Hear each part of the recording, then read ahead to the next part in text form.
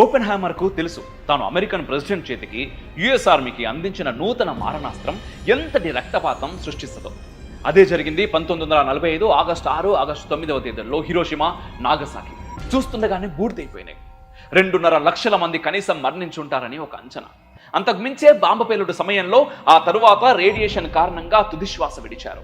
ఇదంతా జరగబోతుందని ఊహించాడు కాబట్టే open hammer now I'm become death the destroyer of world's అన్నాడు. నేనే మృత్యువును, ప్రపంచాన్ని నాశనం చేసే వినాశకుణ్ణి నేనే అని అనుకున్న ఓపెన్ హ్యామర్ బాంబు పేలుడు తర్వాత ఏనాడు మళ్ళీ మామూలు మనిషి కాలేదు. అమెరికాలో పరీక్షించడానికి పేల్చిన తొలి బాంబు అతడి గుండెల్లో పేలింది. మనస్సుని ముక్కలు చేసేసింది. 1945 నుంచి 1967లో గొంతు క్యాన్సర్తో ఓపెన్ హ్యామర్ మరణించేదాకా పశ్చాత్తాపం నుంచి తేరుకోలేకపోయాడు. అమెరికన్ ప్రెసిడెంట్ కానీ అమెరికన్ ఆర్మీ కానీ అతడి మాటల్ని, సూచనల్ని పట్టించుకోలేదు. సోవియట్తో ఆర్మ్స్ రేస్ వద్దన్నాడు ఓపెన్ హ్యామర్.